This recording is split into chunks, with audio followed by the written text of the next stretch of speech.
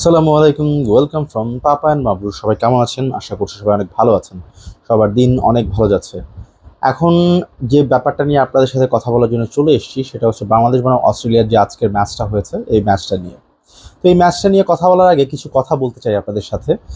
আপনারা হয়তো অনেকে বলবেন যে বাংলাদেশ এর আগে অস্ট্রেলিয়াকে সিরিজ হারিয়েছিল, হোয়াইট ওয়াশ করেছিল টি-20-তে। তাদের শেষ যে দেখাগুলো হয়েছিল সেখানে বাংলাদেশ অজিদের হারিয়েছিল, বেশ ভালো মার্জিনে হারিয়েছিল। তো এই ব্যাপারটা ভুললেও চলবে না। বাংলাদেশ কোথায় অজিদের হারিয়েছিল? মিরপুরে হারিয়েছিল। যে পিচকে আপনারা ধান ক্ষেত বলেন বা যে পিচকে আপনারা নির্বিষ পিচ বলেন, সেই ধরনের পিচে বাংলাদেশ অজিদের হারিয়েছিল। তো ওই পিচে বাংলাদেশ যে অস্ট্রেলিয়ানদের হারিয়েছিল সেখানে বাংলাদেশ দলের সর্বোচ্চ স্কোর কত কি আপনারা জানেন? বা সেটা কতটুকু স্কোরের উপর বেস করে সিরিজটা হয়েছিল? প্রতিটা ম্যাচ ছিল লো স্কোরিং, থ্রিলার বলবো না, লো স্কোরিং একতরফা ম্যাচ, দুই একটা থ্রিলার ছিল, বাট সবই একতরফা বাংলাদেশ জিতেছিল অস্ট্রেলিয়ানদের ভালোভাবে প্যাকেট করে দিয়ে।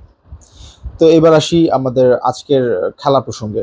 তো আজকে খেলা হয়েছে বার্বাডোসে। সুপার 8-এ আমরা একটা জিনিস দেখতে পাচ্ছি, প্রতিটা ম্যাচ হচ্ছে ব্যাটিং ট্র্যাকে, ভালো ব্যাটিং ট্র্যাকে প্রতিটা ম্যাচ হচ্ছে। এর আগে ইউএসএতে হয়েছে আর ওয়েস্ট ইন্ডিজে হয়েছে। হয়তো আইসিসি কর্তৃপক্ষ চেয়েছিল ইউএসের যে পিচের কন্ডিশন, ওই কন্ডিশনের সাথে ওয়েস্ট ইন্ডিজের পিচের কন্ডিশনের সিমিলারিটি বজায় রাখার। আর সেটা বজায় রাখতে গিয়ে হয়তো বা প্রতিটা ম্যাচ দেখেছি, ওয়েস্ট ইন্ডিজ হোক বা ইউএসএ হোক, প্রতিটা ম্যাচ ছিল বোলারদের পক্ষে, ব্যাটারদের পক্ষে ছিল না।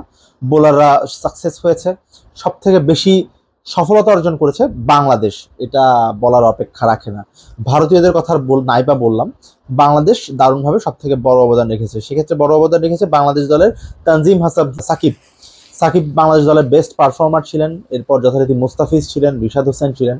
তো ওভারঅল বাংলাদেশের বোলিং ইউনিট ছিল দারুণ। তো দেখেন, বাংলাদেশ সুপার এইটে যে তিনটা ম্যাচ জিতেছে যথাক্রমে শ্রীলঙ্কা, নেপাল অ্যান্ড নেদারল্যান্ডস। তো আমরা কিন্তু নেপাল এবং নেদারল্যান্ডসকে হারানোর পর আমাদের প্রত্যাশার যে পারদ বা আমাদের অ্যাচিভমেন্ট বা আমাদের মানসিকতাটাকে কিন্তু আমরা অনেক উপরে নিয়ে চলে গিয়েছিলাম, বা আমরা ভাবছিলাম নিজেদেরকে যে বেসিক্যালি আমরা হয়তো অনেক স্ট্রং দল, আমরা যাই করি না কেন, সেখানে অস্ট্রেলিয়া হোক, ইন্ডিয়া হোক, আফ্রিকানরা হোক, আমরা 110-20 করলেই আনাফ। তো আমাদের কিন্তু আজকের ব্যাটিংয়ের যে টেন্ডেন্সিটা অলমোস্ট সেম ছিল। ধরেন নাজমুল হোসেন শান্ত, সে কিন্তু আসে কিন্তু ভালো শ্যাকেল থেকে বের হয়েছে। সে যে একটা ব্যাট প্যাচের মধ্যে দিয়ে যাচ্ছিল, সেখান থেকে বলবো সে কিন্তু ভালো ব্যাট করছিল। কিন্তু ভালো ব্যাট করতে গিয়েও শুধুমাত্র লিটনের কারণে সে বারবার শ্যাকেলে ফিরে যাচ্ছিল। মানে একটা একটা একটা কয়েদের মধ্যে চলে যাচ্ছিল সে, তার ব্যাটিংটা এমন একটা অবস্থানে চলে যাচ্ছিল শুধু লিটনের ওরকম ডিফেন্সিভ মনোভাবের কারণে। দেখেন, লিটন একটা চার মেরেছিল, আপনি যদি চারটা ভালো করে ফলো করে থাকেন দেখবেন যে সে ব্যাটিংয়ে কতটা দুর্দান্ত টাচে আছে। তারপরেও কেন নিজেকে এমন একটা শ্যাকেলের মধ্যে রেখে ব্যাট করছে লিটন, আসলে সেটা আমি জানি না। বার্বাডোসের এই পিচে প্রচুর রান হয়, যে পিচে খেলা হয়েছে, বা সুপার এইটের যে কয়টা পিচে খেলা হয়েছে ভালো রান হয়। যেমন সেন্ট লুসিয়ায় রান হয়, সেখানে আপনার গ্রাউন্ড ছোট দেখতে পেয়েছি আমরা। বার্বাডোসে রান হয়। তো মানে এই সুপার এইটের ম্যাচে যে রান হবে সেটা আমি একজন আমজনতা হিসাবে আমি জানি, আপনারাও হয়তো জানেন। আর আমাদের থেকে বেশি জানা গেছে বাংলাদেশ দলের টিম ম্যানেজমেন্টের। তো টিম ম্যানেজমেন্ট জানে বিধায় তাদের প্ল্যানটা অ্যাকচুয়ালি ওরকমই হওয়ার কথা ছিল, হ্যাঁ, সেটা আলটিমেটলি হয়নি। আর আরেকটা ব্যাপার ইদানিং ফলো করছি, সেটা হচ্ছে বাংলাদেশের কিছু প্রখ্যাত জার্নালিস্ট আছেন যাদের সবারই একটা করে ইউটিউব চ্যানেল আছে, বা হয়তো অনেকে অনেক ধরনের ইউটিউব চ্যানেলে কাজ করে থাকেন। তো তাদের মধ্যে একটা একটা ব্যাপার দেখতে পাচ্ছি, তাদের মধ্যে একজন জনৈক সাংবাদিক, আমি তার নাম বলতে চাচ্ছি না, হয়তো আপনারা বুঝে ফেলবেন। উনি ইদানিং দেখতে পাচ্ছি প্রতিটা ম্যাচ শুরুর আগে উনি একটা স্কোয়াড দেন। উনি বলেন যে এর জায়গায় এ খেললে খুব ভালো হয়, এবং সেই স্কোয়াডটাই আমরা পরবর্তীতে বাংলাদেশ দলে দেখতে পাচ্ছি। এটা শুধু আজকের ম্যাচে না, এটা গত 10-15টা ম্যাচ ধরে হচ্ছে। আসলে অ্যাকচুয়ালি তার আইডিয়া মতোই কি বাংলাদেশ দল চলে? মানে আমাদের আসলে প্রশ্নের উদ্রেক হতেই পারে যে তার আইডিয়া মতোই কি বাংলাদেশ দল চলছে, নাকি বাংলাদেশ ক্রিকেট বোর্ড তাকে অ্যাসাইন করছে যে আমরা কিন্তু এরকম একটা চেঞ্জেস আনছি, তুমি এটা পজিটিভ ভাবে মানুষের কাছে উপস্থাপন করো, তোমার বাংলাদেশ মানুষের কাছে তোমাদের ভাইভটা ভালো, তোমরা এইটা করো। যেমন একজন বলছিলেন যে রিশাদ হোসেনের ব্যাটিং অর্ডারটা উপরে আনলে ভালো হয়। মানে যখন সিরিয়াসলি 10 ওভারে যখন চলে গেলেন লিটন, চলে গেলেন তামিম, চলে গেলেন, তখন আপনি তৌহিদ হৃদয় যে ইনফর্ম ব্যাটার, তাকে বাদ দিয়ে আপনি পাঠাচ্ছেন রিশাদ হোসেনকে, মানে ইজিরে জোক। আপনার হাতে মাহমুদুল্লাহ রিয়াদও আছে, আপনি পাঠাচ্ছেন তাকে, মানে তাদেরকে আপনি পুরা আরো প্রেশারের মধ্যে ফেলে দিবেন। মানে এটা হচ্ছে আপনাদের একটা প্ল্যান। আর এরকম প্ল্যানটা মানে ইনস্টল করতে বলছেন আমাদের জনৈক এক সাংবাদিক। আবার একজন বলছেন মাহাদিকে নিলে খুব ভালো হয়, বাহাতি ব্যাটারদের এগেনস্টে খুবই ভালো। হ্যাঁ, আমি মানলাম মাহাদি আজকে মোস্ট ইকোনমিক্যাল বোলিং করেছে 4 ওভারে। সে প্রবাবলি 22-23 এরকম কিছু একটা দিয়েছে। কিন্তু একটা জিনিস খেয়াল করবেন, মাহাদিকে যতটা কমফোর্টেবলি ব্যাট করেছে ডেভিড ওয়ার্নার আর ট্রাভিস হেড, মানে অ্যাকচুয়ালি মাহাদিকে কোনো থ্রেট ক্রিয়েট করতে পেরেছে দুই ব্যাটারের উপর, কিন্তু সে মাহাদিকে চাচ্ছিলেন। আপনি ইকোনমিক্যাল বোলিং এর জন্য মাহমুদুল্লাহকে চাচ্ছিলেন, আর সে এবার ভিডিওতে স্পষ্ট বলছিলেন যে মাহমুদুল্লাহ যেন বোলিং এ না আসে। ফাইন, মাহমুদুল্লাহ বোলিং এ আসেননি, মাহাদি বোলিং করেছেন, মাহমুদুল্লাহ বোলিং এ আসেননি। মানে তার যে আইডিয়া তিনি দিয়েছেন সেটাই এখানে ইনস্টল হচ্ছে। মানে এখন কি আইডিয়াটা সেই বিসিবি কে দিয়েছেন, মানে সেই কি আমাদের মাধ্যমে, মানে ইউটিউবের মাধ্যমে বিসিবি কে দিয়েছেন, নাকি বিসিবি তাকে আগে থেকে ইনফর্ম করেছে যে তুমি এগুলা নিয়ে একটা ভিডিও বানাও বা তুমি এগুলো পাবলিকের কাছে ট্রান্সফার করো? ব্যাপারটা কি এরকম? আমি জানি না, হয়তো আমার কথাই রং, আমার হয়তো একটা প্রেডিকশন ম্যাচ হেরেছি গিয়েছি বলে অ্যাকচুয়ালি হয়তো এই ধরনের কথাবার্তা আসছে, এটাও হতে পারে। কিন্তু এটা একদিন দুদিন না, এটা মোস্ট অন রেগুলার ম্যাচে হচ্ছে। আবার উনি আবার কিন্তু সেই প্রেডিকশনের উপর বেস করে উনি আবার পরে ভিডিও বানান। হ্যাঁ, বিসিবি কে আমাদের কথা আমলে নিয়েছে, আমরা যা বলেছি সেটাই হয়েছে, খেলোয়াড় যাকে চেঞ্জ করতে বলেছি সেটাই চেঞ্জ করেছে, সেটাই হয়েছে। এখন দেখেন, আপনি বিশ্বকাপের মতন এরকম একটা ইম্পর্টেন্ট ম্যাচ যেখানে আপনাকে ম্যাচ জিততে হবে, সেই জায়গায় আপনি হুট করে একটা চেঞ্জ করে ফেলছেন, হুট করে আপনি ব্যাটিং অর্ডার শাফল করে ফেলছেন, আপনি আবার রেজাল্টও চাচ্ছেন। Is it possible? আর ওই রেজাল্ট যদি মানে সাকসেসফুলি না হয়, তখন আপনি বলছেন একটা ম্যাচে আমরা কিভাবে জাজ করব? আসলে মানে এখন তারা বলছেন একটা ম্যাচে কিভাবে জাজ করবেন, বাট ওয়ার্ল্ড কাপ সুপার এইটে তো সবার একবার করে সুযোগ আসবে। অস্ট্রেলিয়া, মানে আমরা ধরেই রেখেছিলাম অস্ট্রেলিয়া আর আফগানিস্তানকে আমরা হারাবো। 71 টিভি ওনারা আবার নিউজও করে ফেলছে যে শান্ত এবং তৌহিদ হৃদয় বলেছেন স্টার্ককে পেলে 6 বলে 6টা 6 মারবেন। হ্যাঁ, মজার ছলে তারা এই কথা বলতেই পারেন, কিন্তু সেই কথা 71 টিভির মতন একটা প্রফেশনাল টিভি চ্যানেল বারবার কেন এটা টেলিকাস্ট করে, মানে আমার বোধগম্য না। অ্যাকচুয়ালি আমরা ক্রিকেটারদের নিজেরাই নিজেদের পচিয়ে ফেলছি, এটা ট্রু। এটা আমাদের মিডিয়া পার্সনরা এই কাজটা করছে, আর তাদের সাথে আমরা পালে হাওয়া লাগাচ্ছি। মাহাদির কথা বলছিলাম, মাহাদিকে চেঞ্জ করেছে, চেঞ্জ এই জন্য করবে যেন সে একটা ইম্প্যাক্টফুল ক্রিকেট খেলে, বাট আলটিমেটলি সে নিজের জন্য বল করেছে, উইকেটের জন্য মানে স্ট্রাগল করতে হয়নি ব্যাটারদের মাহাদির বলে। অ্যাজ লাইক সেম ব্যাটিং এ গিয়েছেন উনি, প্রথম বলেই 0 রানে আউট হয়েছেন। এখন আমি একটা মোস্ট কন্ট্রোভার্সিয়াল কথা বলবো, হয়তো এই কথাটা শোনার পর আপনারা আমার উপর খেপে যাবেন। মানে আমি চাচ্ছিলাম যে চেঞ্জই হয়, টপ অর্ডারের অবস্থা যখন খারাপ, দলে সৌম্য সরকারই আসুক। কেন? কারণ সৌম্য সরকারের এর আগে আমরা দেখতে পেয়েছি, হ্যাঁ মানলাম তার ডাক মারার রেকর্ড রয়েছে, তার ব্যাটিং এর পারফরমেন্স আহামরি অত বেশি না, কিন্তু তারপরেও রিসেন্টে সৌম্য সরকার একটা জিনিস, একটা পজিটিভ জিনিস খেয়াল করছিলাম, সে যেদিন খেলছে সে কিন্তু খেলে দিচ্ছে, ভালো খেলছে। আপনি সৌম্যর লাস্ট ট্র্যাক রেকর্ড দেখবেন, লাস্ট 10টা ইনিংসে সেখানে কিন্তু সৌম্য কিন্তু ম্যাচ উইনিং ব্যাটিং করেছে, যেটা লিটনের কাছ থেকে আপনি বহুদিন আগে পেয়েছেন, বহুদিন আগে বিপিএল এ পেয়েছেন 2-1 ম্যাচে, বাট এছাড়া আপনি ইন্টারন্যাশনাল তার কাছে বলতে গেলে পানিনি। নাজমুল হোসেন শান্ত আসলে একটা সত্যিকার অর্থে ব্যাট প্যাচে যাচ্ছেন, he is one of finest batsman in Bangladesh. হয়তো তার ব্যাটিং স্টান্সটা একটু এখন আমাদের কাছে উইয়ার্ড লাগছে, আর মানুষের ভালো সময় খারাপ সময় আসে, শান্তর খারাপ সময় ছিল, সেখান থেকে ভালো সময় কামব্যাক করেছে, অনেক দিন ক্যারি করেছে, এখন আবার খারাপ সময় চলছে। আশা করি আল্লাহর রহমতে আজকের দিনের পর থেকে সে হয়তো সেই ভালো সময়টা ক্যারি করবে। এছাড়া সে শ্রীলঙ্কার সাথে ম্যাচ উইনিং ইনিংস খেলেছে এই খারাপ সময়ের মধ্যেও। অ্যাজ লাইক সৌম্য সরকারের ব্যাপারটা তাই, লিটনের ক্ষেত্রে কিন্তু ব্যাপারটা তাই না। এখন আমি আবার সেই দল নির্বাচনে চলে যাচ্ছি, আপনাদের একটা অবজেকশন ছিল নুরুল হাসান সোহানের ইনক্লুশনের ব্যাপারে। নুরুল হাসান সোহান আপনাদের মতে পিচে খুব হাঁটাহাঁটি করে, তার ওরকম ইম্প্যাক্টফুল ব্যাটিং নাই, আসলেই কি তাই? আসলেই কি সে এর আগে ইন্টারন্যাশনাল খেলার আগে সে বিপিএল এ কি খারাপ করে ফেলেছিল? খুবই খারাপ করে ফেলেছিল নুরুল হাসান সোহান। তাকে বলা হয় স্টিল নাও বাংলাদেশ দলের সেরা উইকেট কিপার ব্যাটার। আবার দেখেন তাকে স্কোয়াডে রাখা হয়েছিল জিম্বাবুয়ে সিরিজে, ফাট করে তাকে ম্যাচ না খেলে আবার তাকে ড্রপ আউট করে দেওয়া হয়েছে।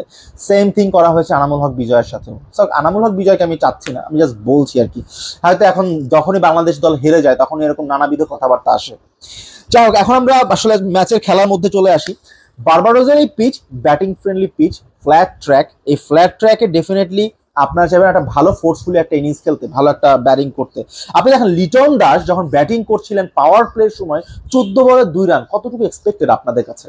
তার প্রথম 14 বলে তার রান ছিল 2, ফাইনালি সে আউট হয়েছে 25 বলে 16 রান করে। মানে বুঝতে পারছেন, সে 14 বলে 2 করার পর একটা 4 মেরেছে, 15 বলে 6 রান, দ্যাট মিনস এরপর সে 10টা রান করেছে পরের 11 বলে। তার পরের 11 বলে সে ডিফেন্সিভ মুডে ব্যাট করেছে, তার মধ্যে একটা 4 মেরেছে। 4 মেরে মনে হচ্ছিল যে সে ভালো শেপে রয়েছে। ইভেন দেখেন প্রথম 3 ওভারে বাংলাদেশের পাওয়ার প্লেতে রান ছিল 8, সেখান থেকে 6 ওভার শেষে দলের রান প্রবাবলি 37 কিংবা 38, দ্যাট মিনস পরের 3 ওভারে বাংলাদেশ 10 করেই রান তুলেছে। এরপরে খেলা আবার স্লো করে দিয়েছে। তারপরেও 14 ওভারের প্রবাবলি 14 ওভারেই, হ্যাঁ 14 ওভারে বোধহয় বাংলাদেশের রান ছিল 4 উইকেটে 98 এরকম ছিল। তো সেখানে আমরা তো পরে 90 পরে ছিল, 90 পরে ছিল, তো আমরা আশা করতে পারি পরের 6 ওভারে হয়তো 60 করবো অ্যাট লিস্ট, যে তোমরা স্লো ব্যাটিং করেছি আর ব্যাটিং ফ্ল্যাট মানে পিচ ফ্ল্যাট, তো এখানে ব্যাট ভালো মানে ব্যাটিং করতে সুবিধা হবে। ইন দ্য মিন টাইম আবার শান্ত কিন্তু বলছিলেন সংবাদ সম্মেলনে শুরুর দিকে পিচ একটু স্লো ছিল। আচ্ছা পিচ যদি একটু স্লো হয় তখন তো স্টার্ক বল করছিলেন, তাহলে স্টার্কের বলে কেন পিচ স্লো হওয়ার কারণে তানজিদ তামিম সে কেন ব্যাকফুটে গিয়ে বোল্ড হলো? আমার কথা, হাফ বলে বলে সেখানে ব্যাকফুটে বোল্ড হবে। নর্মালি সে স্ট্রেট ড্রাইভ করবে ওই বল, সে international cricketer basic no doubt, সে ব্যাকফুটে কিভাবে বোল্ড হয় ইনসাইডেজ হয়ে, মানে মানে পুরো হাস্যকর একটা উইকেট।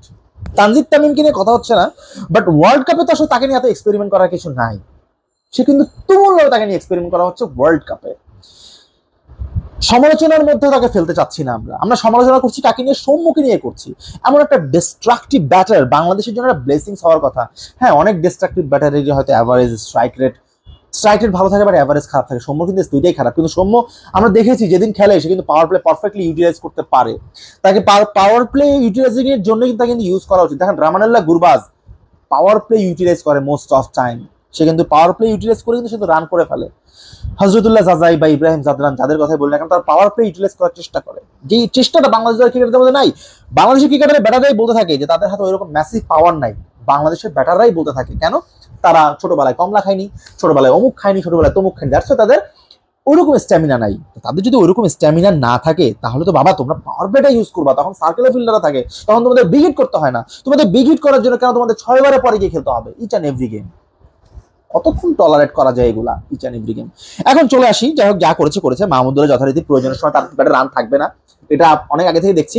যখন দলের অবস্থা খারাপ, দল পরাজয় নিশ্চিত হয়ে গেছে, তখন মাহমুদুল্লাহ ভালো খেলবে, তখন আমরা তাকে নিয়ে হই হই করবো, এটা একটা আমাদের পারফেক্ট প্র্যাকটিস। আর দলের মধ্যে one of best batter right now Towhid Hridoy, আজকেও দুর্দান্ত ব্যাটিং করেছে এই ছেলেটা, তাকে প্রপার সঙ্গ দেওয়া কেউ ছিল না। মানে শুধু তৌহিদ হৃদয় না, তৌহিদ হৃদয় এবং নাজমুল হোসেন শান্ত দুইজনের একজনকেও সঙ্গ দেওয়ার মতন কোনো ব্যাটার ছিল না। মানে কারো ওরকম সময় নেই তাদের দুজনকে সঙ্গ দেওয়া যাবে, আমরা তারা দুজন থাকবে, অপর প্রান্ত থেকে একজন আসবে আর চলে যাবে, আর তারা ভাববে ওহ উইকেট নেই, আমরা কিভাবে ফ্রি হ্যান্ডে ব্যাটিং করবো, তাদের ব্যাপারটা হচ্ছে এরকম। যাই হোক এখন চলে যাই আমরা বোলিং ফিল্ডিং প্রসঙ্গে।